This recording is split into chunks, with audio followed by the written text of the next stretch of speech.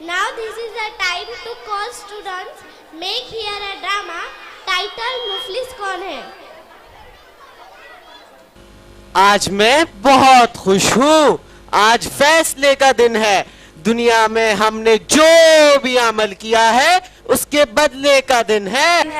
मेरे पास तो पहाड़ों के बराबर ने किया है। Hello? मैंने दुनिया में खूब नमाजें पढ़ी है। रात को जाग जाग कर तहज्जुद की नमाजें पढ़ी है। मेरे माथे पर तो सजदे का निशान भी है। 7 दफा हज किया है। आज उसी का बदला मिला है। पहाड़ों जैसा सवाब है मेरे पास। आज मैं बहुत बहुत खुश हूँ। हाय, मैं कितना बदनसीब हूँ। मेरे पास तो कुछ भी नहीं सिवा है गुनाहों के। मैंने तुमसे कहा था कि नमाज पढ़ने चलो, पर तुम चलते ही नहीं थे। आज अंजाम का मजा चखो। बहुत बड़ी गलती हो गई मुझसे। दुनिया की जिंदगी को सब कुछ समझ लिया था। कैसे कैसे लोग आते थे हमारे पास समझाने के लिए, अल्लाह ताला का खौफ याद दिलाने के लिए, पर मैं उन सब को बेवकूफ समझ बैठा था। आज अंदाजा हो रहा है कि मैं खुद इतना बड़ा बेवकूफ था। अल्लाह ने हिदायत के इतने रास्ते खोले, पर मैं सबको नजरअंदाज कर बैठा। रफी भाई, आप ही हमें कुछ नेकिया दे दो। आपके पास तो पहाड़ों के बराबर नेकिया है। नहीं नहीं भाई, मैं तो आपको एक भी नेकी नहीं दूंगा। बड़ी मेहनत से कमाई है ये नेकिया। अच्छा ठीक है रफी भाई।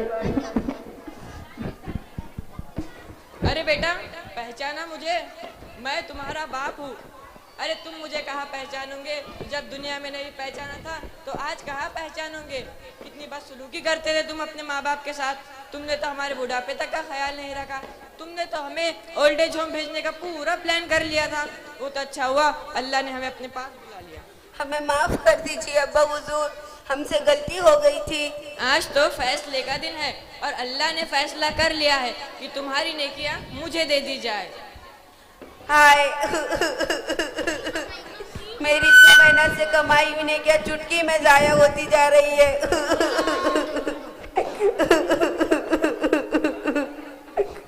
सलाम अलैकुम हुजूर, आपने हमें पहचाना? हम आपके बच्चे हैं। आपने हमारी परवरिश का हक अदा नहीं किया। आपने न हमारा नाम अच्छा रखा और न ही हमारी तालीम कुरान और सुन्नत की रोशनी में की थी, जिसकी वजह हम दीन से दूर रहे। आपने हमारी आखिरत खराब कर दी। आपने हमें धोखे में रखा। हमको मालूम तक ना हुआ कि दुनियावी तालीम के साथ साथ दीनी तालीम का भी हासिल करना जरूरी है। जैसे इंसान के लिए ऑक्सीजन का होना जरूरी है, आप हमारे बुरे बुरे दिन दे भटकने की जिम्मेदार है। आपने हमारी बहनों को बेहिजाब घुमाया। आपको बहुत अच्छा लगता था कि आपकी बहना बेहिजाब रहे। इनसे तो आपने किचन का काम भी लिया, धोबन का काम भी लिया, जूते पॉलिश करने का काम भी लिया, घर के हर काम इनसे लेते थे, मगर कभी भूल से भी दीन की तालीम भी नहीं दिलवाई, जिससे वो हराम और हलाल की कर सके। खुद ने मस्जिद को भी घर बनाया, कुरान पढ़ते थे, नमाजें पढ़ते थे। घर में बेटियों का क्या हाल था, बाजारों में घूमती थी। आपने सबकी आखिरत खराब कर दी। बच्चों, हमें माफ कर दो, हमसे गलती हो गई थी। आज तो फैसले का दिन है। अल्लाह ने फैसला कर लिया है कि तुम्हारी नेकियां हमें दे दी जाए। हाय मेरी इतनी मेहनत से कमाई भी नेकियां जाया होती जा रही है। अब तो मेरे पास बहुत ही थोड़ी सी नेकियां बची हुई है।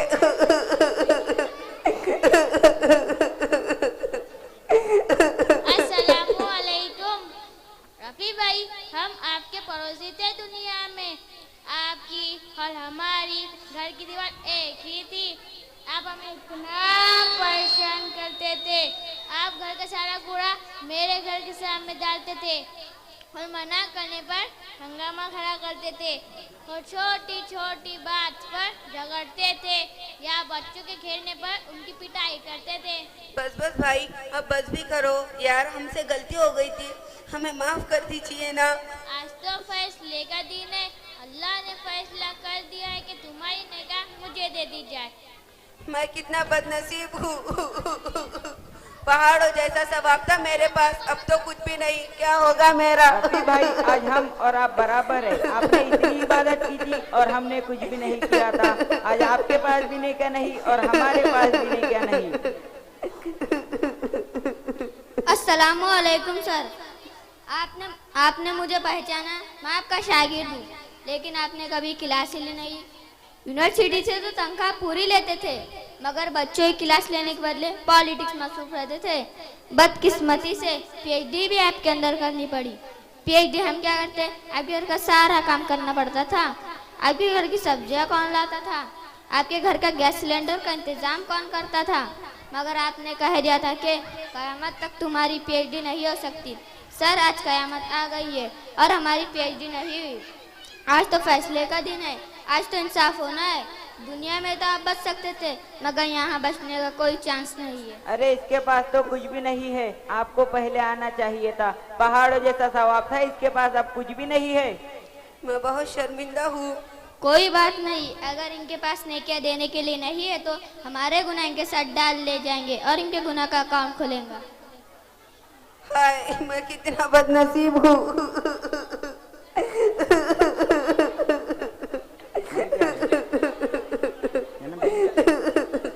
अरे नरेश भाई, तुम क्या लेने आए हो? तुम्हारा तो कोई हक मारा नहीं हमने। तुम अपना काम करते थे और हम अपना। तुम्हारा तो धर्म भी अलग था, फिर तुम क्या लेने आए हो? रफी भाई, हम तो आपके एक ही डिपार्टमेंट में काम करते थे। हमने आपको खूब नमाज पढ़ते देखा, मगर आपके इखलाक हमारे साथ बहुत बुरे थे। आपको हमने कुरान पढ़ते भी देखा, इबादत करते भी देखा और दिल के अंदर तमन्ना भी होती थी कि हम भी ऐसे ही इबादत करें, ऐसे ही कुरान पढ़े जैसे तुम पढ़ते थे। मगर जैसे ही तुम कुरान से और नमाज से फारिग होते ही तुम्हारे तेवर ही बदल जाते थे, तुम्हारे अखलाक बदल जाते थे। काश जैसे तुम नमाज और कुरान पढ़ने के दौरान होते, वैसे ही हमारे साथ भी रहते। हमको इस धोखे में ना रखा कि इस्लाम सिर्फ नमाज और कुरान पढ़ना सिखाता है, लेकिन वो अखलाक जिससे हम भी इस दिन के गर्विदा होते, वो अखलाक तो आप कभी दिखाते ही नहीं। इसलिए हम यही समझते थे कि इस्लाम सिर्फ यही सिखाता है। जैसे तुम हो, कभी कभी अगर इस दिन के बारे में पूछते थे तो बार बार डांटते थे।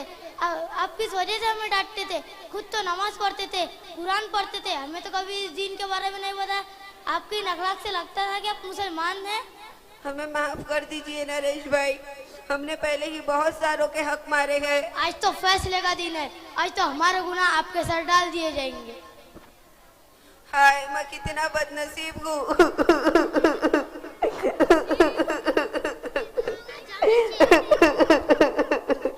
रोना खौफ था।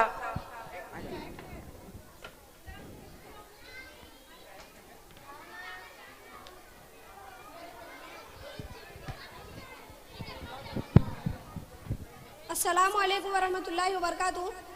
हज़रत अबू हुरैरा रज़ियल्लाहु ताला अन्हु फरमाते हैं कि रसूलुल्लाह सल्लल्लाहु अलैहि वसल्लम ने सहाबा रज़ियल्लाहु ताला अजमईन से फरमाया, क्या तुम जानते हो मुफलिस कौन है? तो सहाबा रज़ियल्लाहु ताला ने अर्ज़ किया, या रसूलल्लाह, हमारे नज़दीक मुफलिस वो शख्स है जिसके पास कोई दिरहम या दुनिया का सामान ना हो। तो आप सल्लल्लाहु अलैहि वसल्लम ने फरमाया, मेरे उम्मत का मुफलिस शख्स वो होगा जो क़यामत के दिन बहुत सी नमाजें, रोज़े, ज़कात और दूसरी मकबूल इबादत लेकर आएगा, मगर हाल ये होगा कि उसने किसी को गाली दी होंगी, किसी का हक मारा होगा, किसी का खून बहाया होगा या किसी को मारा पीटा होगा। फिर एक हक वाले को उसकी नेकियों में से उसके हक के बकदर नेकियां दे दी जाएगी, वैसे ही दूसरे हक वाले को उसकी नेकियों में से उसके हक के बकदर नेकियां दे दी जाएंगी। फिर अगर दूसरों के हुकूक चुकाने से पहले इसकी सारी नेकियां खत्म हो जाएंगी तो उन हुकूक के बकदर हकदारों के गुनाह जो उन्होंने दुनिया में किए होंगे उनसे लेकर इस शख्स के ऊपर डाल दिए जाएंगे। फिर इस शख्स को जहन्नम में फेंक दिया जाएगा।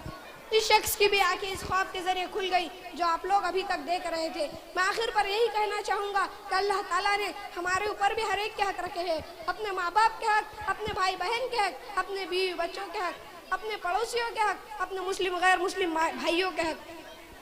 क़यामत के दिन अल्लाह आपसे ये सवाल नहीं करेगा कि आपने दूसरों से अपना हक लिया है नहीं, बल्कि सवाल करेगा कि आपने दूसरों को उनका हक दिया है नहीं। इससे पहले कि मौत हम सबको पकड़ ले, दूसरों के हक अदा कर दीजिए। अल्लाह ताला हम सबको मौत से पहले हर एक के हक अदा करने की तौफीक अता फरमाए। आमीन।